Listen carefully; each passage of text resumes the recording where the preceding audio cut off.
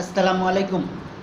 বাংলাদেশের বাহিরে ও বাংলাদেশের ভিতরে যে যেখান থেকে আমার ইউটিউব চ্যানেলে ভিডিওটি দেখছেন সবাইকে আন্তরিকভাবে শুভেচ্ছা।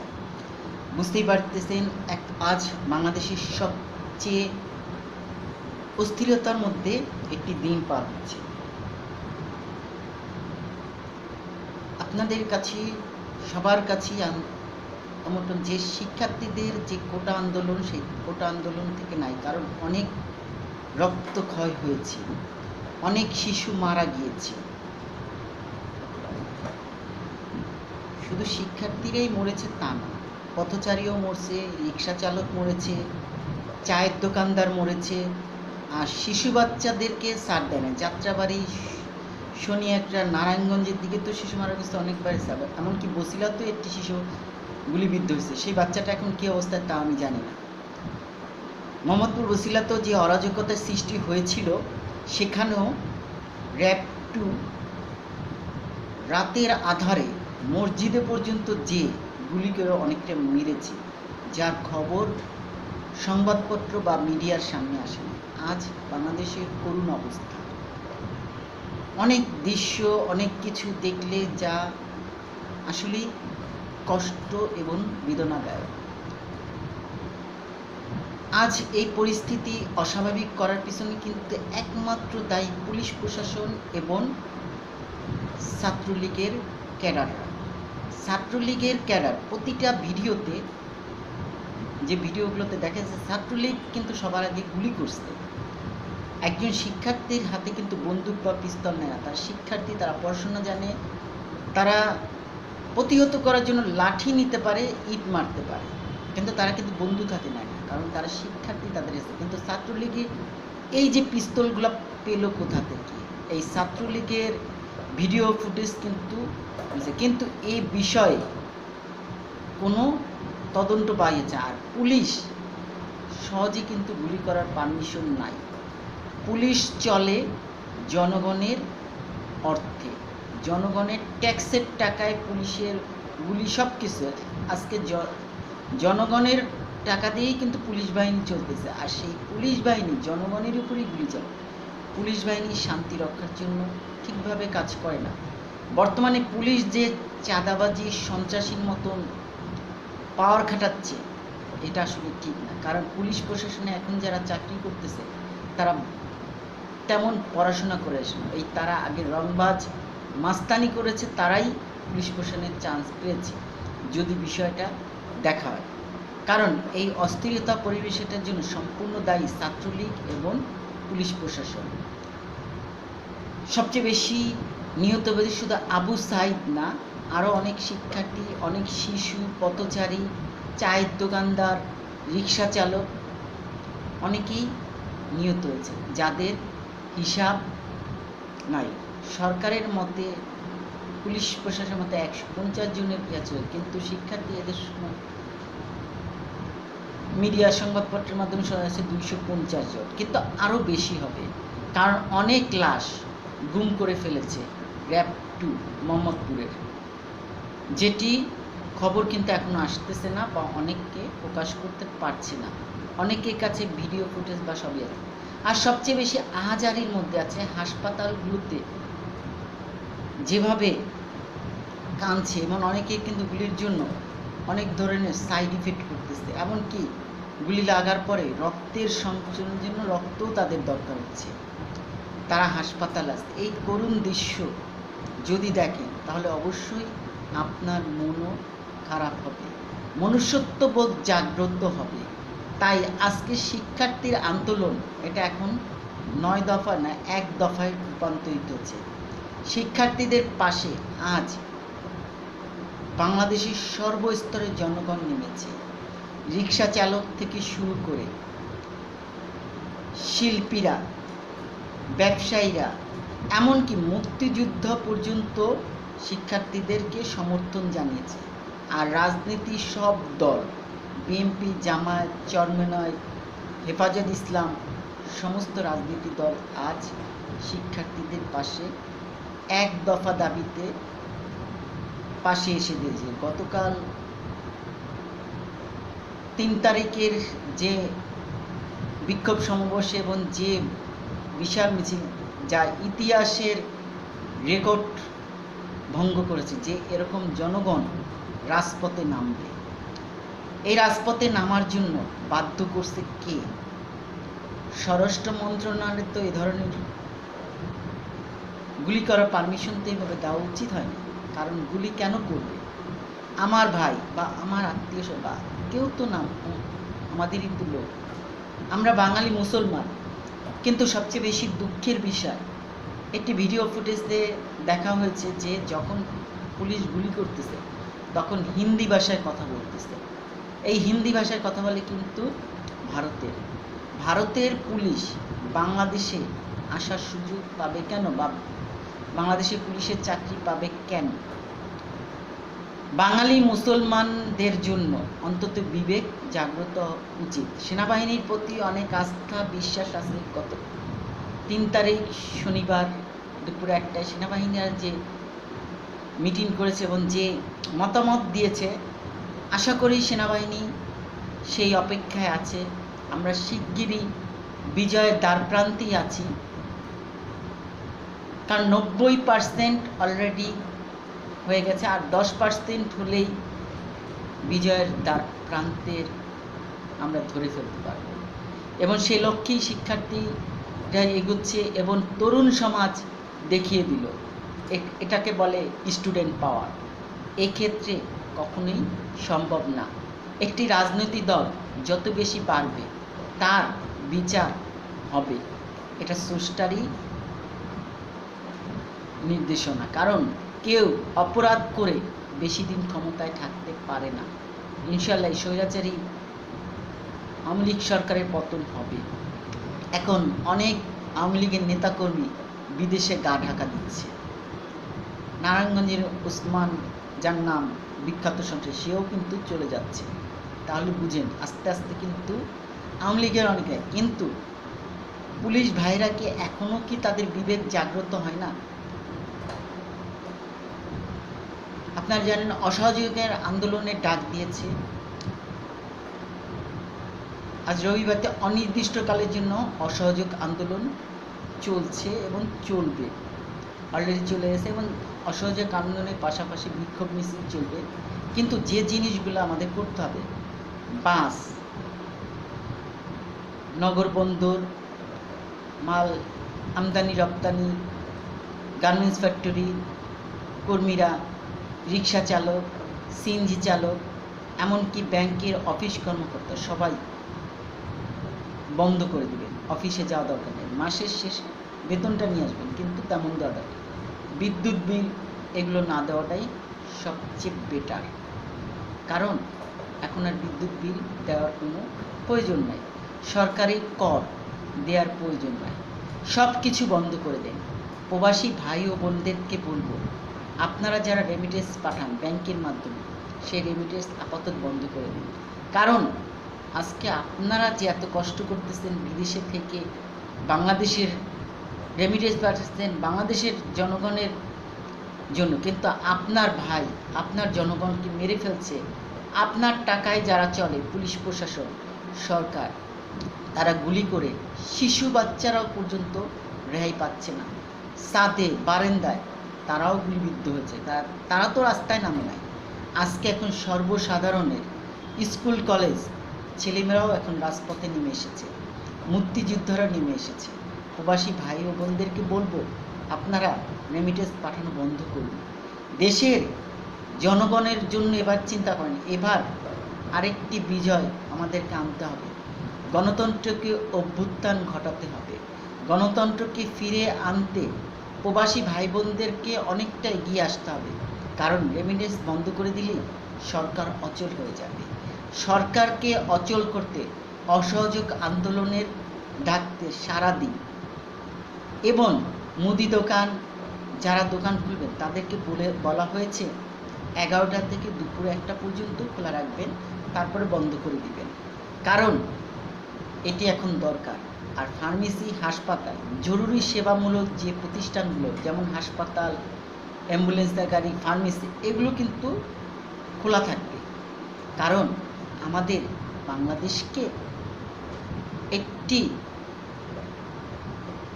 স্বাধীনতার যে বিষাদ, এটি দরকার। তরুণরা যেভাবে এগিয়ে এসেছে তার পাশে এখন আমাদের সবাইকে এগিয়ে আসতে হবে এবং এই স্বৈরাচারের হাত থেকে আমাদেরকে পতন করতে হবে। স্বৈরাচারকে দেশ থেকে উচ্ছেদ করতে হবে।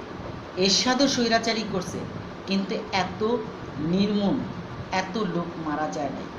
বর্তমানে নেট বন্ধ করে যেভাবে গণহারে মানুষ হত্যা করেছে, এমনকি পথচারী পর্যন্ত ছাড় দেয় নাই, সাংবাদিক মিডিয়ারদেরকেও ছাড় দেয় নাই। সকল মিডিয়া, সকল সাংবাদিক ভাইদেরকে বলবো, এখন আর আপনারা মুখ বন্ধ রাখবেন না, কারণ সাংবাদিকদের উপরও অন্যায় অত্যাচার হয়েছে। এখন আমাদের মনুষ্যত্ববোধ এবং আমাদের মানবিক দিক থেকে তরুণদের পক্ষে এগিয়ে আসতে হবে। আজকে শিক্ষার্থীদের এই আন্দোলনকে সকল স্তরের মানুষকে সাড়া দিতে হবে। আমাদের বিজয় এখন দ্বার প্রান্তে। ইনশাল্লাহ এই স্বৈরাচার হাত থেকে আমরা রেহাই পাব। এখন গণভবন খুলে দিয়ে কোনো লাভ নাই। গণভবন খুলে দিয়ে কী লাভ? মানুষ যখন মেরেছেন, রক্ত যখন নিয়েছেন, আর কত নেবেন? কই আপনার ছাত্রলীগ সন্ত্রাসীরা তো তাদের তো বন্ধ করতে পারেননি যে তোমরা ফিল্ডে থাকবা না। পুলিশ প্রশাসনকে গুলি করতে তো মানা করতে পারেননি। তারা তারপরও গতকালকের শনিবারও যাত্রাবাড়ি, কুমিল্লা, ব্রাহ্মণবাড়িয়া, খুলনা, সিলেট অনেক জায়গায় গোলাগুলি করেছে এবং এই গুলিগুলা করেছে ছাত্রলীগ এবং পুলিশ বাহিনী। গাজীপুরেও হয়েছে, নারায়ণগঞ্জ, এমন কোনো জায়গা বাদ নাই যেখানে সায়েন্স ল্যাবরেটরি, শাহবাগ, এখানেও কিন্তু পরিস্থিতি অস্বাভাবিকের মতন অবস্থান করেছে। মোহাম্মদপুর বসিলাতে নামতে পারে না, এখানে যেভাবে গণহত্যা করেছিল সেদিন নেট লাইন বন্ধ করে, আর এটি করেছে র্যাব 2।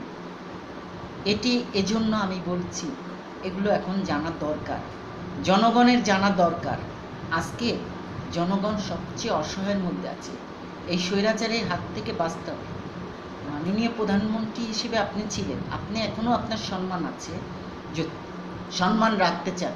17 বছর দেশটাকে অনেক জ্বালাইছেন। আপনার 17 বছরের জন্য পুলিশ বাহিনী, ছাত্রলীগ বাহিনী, যুবলীগ বাহিনী তারা অনেক কোটি কোটি টাকার সম্পদের মালিক হয়েছে এবং আজকে তারা সন্ত্রাস লীগ হিসেবে পরিচিত হয়ে গেছে। ভিডিও ফুটেজে আছে। দয়া করে এখন আপনি পদত্যাগ করুন, কারণ এখন আর জনগণ চায় না। জনগণ আপনাকে ভোট দিয়ে আনছে, কিন্তু পরের 3বারই নির্বাচনে আপনি ভোট চুরি, ভোট ডাকাতি, আর 2024 সালে নির্বাচনও আপনি ভোট পান নাই, তারপরও জোরপূর্বকভাবে আপনাকে পাশ করিয়ে দেওয়া করেছে নির্বাচন কমিশনার। এখন অন্তত জনগণকে একটু বাঁচার দেন। উন্নয়ন তো অনেক করেছে, আর কত উন্নয়ন করবেন? আপনার মেট্রো রেল, সেতু ভবন, বিটিভি ভবন এগুলো হবে, এগুলো কোনো, কিন্তু যে মানুষগুলো মারা গেছে, যে মানুষগুলো আহত হয়েছে, এদের জীবন কি আপনি ফিরে দিতে পারবেন? বলেন, আর কত রক্ত আপনার দরকার? যে মানুষগুলো মারা গেছে, যারা আজকে শহীদ হয়েছে, তাদের আত্মার মাগফিরাতের জন্য আমরা দোয়া করি এবং তাদের কথা চিন্তা করে এখন আপনি পদত্যাগ করুন। আপনার এখন পদত্যাগ করাটা সবচেয়ে জরুরি। আর সেনাবাহিনীদেরকে বলবো, আপনারা রাস্তায় যখন নামবেন, আপনারা কোনো শিক্ষার্থী, জনগণ, সাংবাদিক, মিডিয়া এদেরকে আপনারা বুঝাবেন, আপনাদের দেশপ্রেমের পরিচয় দিবেন। সেনাবাহিনীর মধ্যে যে একটা গুজব ছড়িয়ে গেছে, সেই গুজবটাকে মিথ্যা প্রমাণিত করতে এখন বাংলাদেশের সেনাবাহিনীকে অগ্রণী ভূমিকা পালন করতে হবে। প্লিজ সেনাবাহিনীদেরকে আমি অনুরোধ করব, আপনারা সম্পূর্ণভাবে আপনাদের দায়িত্ব পালন করুন। জনগণের জন্য এবার কিছু করুন। একটি জনগণ যখন গণ অভ্যুত্থানের চেষ্টা করে এবং চেষ্টা করে তারা নতুনভাবে আবার গণতন্ত্র ফিরিয়ে আনার, তখন আপনারা সেই লক্ষ্যে কাজ করুন। সরকার প্রশাসনকে লক্ষ্য করুন। সেনাবাহিনীকে আরও একটি ধন্যবাদ জানাবো যে সেনাবাহিনী দোষটা ধরিয়ে দিয়েছে, পুলিশ আগে গুলি করেছে। হ্যাঁ, পুলিশ সেদিন যদি গুলি না করতে, কিভাবে পুলিশ গুলি করতে পারলো? এই বন্দুক পিস্তল দিছে জনগণের টাকা দিয়ে কেনা, আর সেই জনগণই গুলি করে, শিক্ষার্থীদেরকে গুলি করে, আর তার সাথে ছাত্রলীগও গুলি করে। ছাত্রলীগকে কি পিঠাতে পারলো না পুলিশ? এটা কিন্তু পারত। এখন আসুন, এই সাধারণ জনগণের জন্য সেনাবাহিনীর কাছে অনুরোধ, অসহযোগ আন্দোলন হবে, আপনারা ফিল্ডে থাকেন, মাঠে থাকবেন। আপনাদেরকে জনগণ, শিক্ষার্থীরা যে ভুল বুঝেছিল, সেই ভুল থেকে আপনারা শুধরান। গতকালকে আপনারা যে কথা বলেছেন, আপনাদেরকে অসংখ্য ধন্যবাদ। গতকালকের ওই কথাটা যদি আজকে আপনার বাস্তবে প্রমাণ দিতে পারেন এবং গণ অভ্যুত্থানের পক্ষে আপনারা যদি কাজ করতে পারেন এবং সরকার পতন হওয়ার সাথে সাথে আপনারা যদি আপনাদের দায়িত্ব পালন করে নেন, তাহলে আজকে দেশের জনগণ বাঁচবে। দেশের জনগণের কথা চিন্তা করে সেনাবাহিনীর এখন অগ্রণী ভূমিকা পালন করতে হবে। আর বিজিবি ভাইদেরকে বলবো, আপনাদের এখন মাঠে থাকা দরকার নেই, আপনারা সীমান্ত প্রহরী, আপনারা সীমান্তে চলে যান। কারণ ভারত থেকে যেভাবে অবৈধ বা যেসব আসা যাওয়া করে, এগুলো বন্ধ করুন। আপনার শুধু শুধু শিক্ষার্থী জনগণের উপর কোনো গুলি করবেন না, আপনারা সীমান্ত প্রহরীতে ফিরে যান, সেটাই হবে সবচেয়ে বেটার। আর র্যাব 1-2 যে বাহিনী মোহাম্মদপুর, উত্তরে যেখানে আছেন, আপনারা এখন আর জনগণ, শিক্ষার্থী, আন্দোলনকারীদেরকে, বিক্ষোভকারীদের, তাদেরকে আর গুলি করেন না। গুলি করবেন সন্ত্রাসীদেরকে, যারা মানুষ মারে, যেমন ছাত্রলীগ সন্ত্রাসী, এদেরকে আপনারা হত করেন, কিন্তু সে কাজটা করছেন না। সাংবাদিক মিডিয়া আপনাদের কিছু বলে না। র্যাব 2 আপনারা কিন্তু মোহাম্মদপুরে একটু বেশি দাপট দেখাচ্ছেন। আপনাদের কাছে অনুরোধ, আপনাদের এই দাপট কিন্তু বেশি দিন থাকবে না। আপনারা এবার একটু সহানুভূতি হন, আপনারা মুসলমান, আপনারা সাংবাদিক মিডিয়া, কাউকে কিছু বলার অধিকার আপনাদের নাই। আপনারা জনগণ, শিক্ষার্থীদেরকেও বলার কোনো অধিকার নাই। কারণ আজকে দেশের জনগণ যদি না থাকতো, তাহলে আপনারা আসতেন কীভাবে, আপনারা চলতেন কীভাবে? আপনারা বন্দুক, গুলি, বোম এগুলো যে পেয়েছেন কীভাবে? জনগণের ট্যাক্সের টাকায়, জনগণের টাকায় আপনারা পেয়েছেন। সে হিসেবে জনগণের গুলি করার কোনো অধিকার আপনাদের নাই। আপনারা মসজিদে যেয়ে, র্যাব 2কে বলবো, মসজিদে যেয়ে রাতের আধারে আপনারা মসজিদে যে গুলি করেছেন, এটা সম্পূর্ণ অন্যায়। সেই ছবিগুলো কিন্তু এখনও আছে বসিলা সিটি হাউজিংয়ে 40 ফিট লাউতলাতে। আপনারা এই কাজটা করা উচিত হয়নি। আপনাদেরকে এখনও বলবো, আপনারা আল্লাহকে স্মরণ করুন, মানুষের কথা চিন্তা করুন, আর মানুষ হত্যা করেন না, কারণ এটা সবচেয়ে ক্ষতিকর। মানুষ হত্যা করলে আল্লাহ তাআলা আপনাকে ক্ষমা করবে না, এর বিচার আল্লাহ তাআলাই আপনাদেরকে করবে। এখনো একটি কথা মনে পড়ে, পানি যে ভাইটি আন্দোলন করে নাই, কিন্তু আন্দোলনে যারা নেমেছিল তাদেরকে পানি খাওয়ার জন্য পানির বোতল নিয়ে সে পানি লাগবে এই কথাটা এখনো ভেসে ওঠে। কারণ ঘুমের মধ্যেও কিন্তু এটা ভেসে ওঠে। এই কথাটা কার না মনে পড়বে? এই পানি আমাদের জীবন। যারা এই ভাইকে মেরেছেন, তার মৃত্যুর আগে পানি পাবেন না, কারণ আপনারা সবচেয়ে বড় অন্যায় করেছেন। এখনো ওই কথাটা ভেসে ওঠে, পানি লাগবে কীভাবে? কিন্তু ওই ভাইটি কি করেছিল? সে তো কোনো আন্দোলন করে, তাকে কেন গুলি করা হলো? এটাই এর বিচার আল্লাহ তাআলা করবে। যারা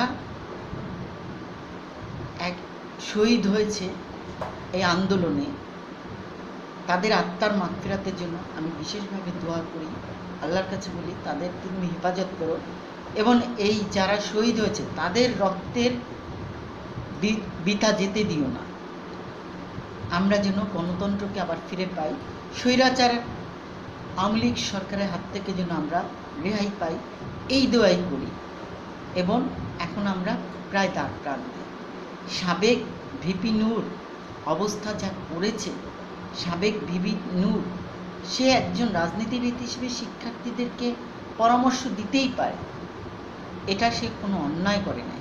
তাকে যেভাবে রিমান্ডে নিয়ে মারা হয়েছে, এটা সবচেয়ে খুবই লজ্জাজনক।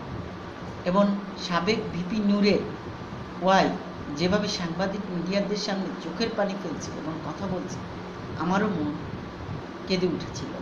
আমরা কি মানুষ, নাকি আমরা কোন দেশে বাস করছি? প্রবাসী ভাই ও বোনদেরকে বলবো, এই সরকার পদত্যাগ না করা পর্যন্ত আপনারা রেমিটেন্স পাঠাবেন না, বিশেষভাবে অনুরোধ করছি। কারণ এখন প্রবাসী ভাইদেরকেও সহযোগিতার দরকার।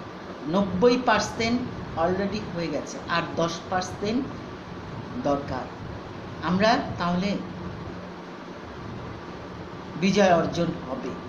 আমরা বিজয়ের দ্বারপ্রান্তে আছি, এখন খালি সময়ের বাকি পদত্যাগ দেখার। আর এই পদত্যাগের জন্য এই অনির্দিষ্টকালের অসহযোগ আন্দোলনকে আপনারা মানার চেষ্টা করুন এবং রাজপথে নামবে, বিক্ষোভ মিছিলে থাকবেন, পাড়া মহল্লায় এলাকায় করবেন। মরতে যদি হয় আবার মরবেন, কিন্তু দেশকে সুন্দর পরিকল্পিত একটি সুন্দর দেশ দিতে হবে। যে ছোট বাচ্চারাও এখন আন্দোলনে নেমেছে। গতকালকে এটিএন বাংলা একটি বাচ্চার ভিডিও আমি দেখলাম, সেও কাঁদতে কাঁদতে বলল। তাহলে এটাই এখন আমাদের প্রত্যাশা, আমরা শিগগিরই বিজয়ের দ্বার প্রান্তে। ভালো থাকুন, সুস্থ থাকুন। যারা চ্যানেলটি এখন সাবস্ক্রাইব করেন তারা চ্যানেলটি সাবস্ক্রাইব করুন, বেল আইকনে ক্লিক করুন, বেশি বেশি করে শেয়ার করুন। শিক্ষার্থী ভাই ও বোনদের জন্য দোয়া থাকবে, তারা বিজয়ের মালা ঘরে নিয়েই যেন ফিরে, এই প্রত্যাশাই থাকবে। সবার দোয়া, সবার ভালোবাসায় আমি আপনাদের কাছ থেকে বিদায় নিচ্ছি। খোদা হাফেজ।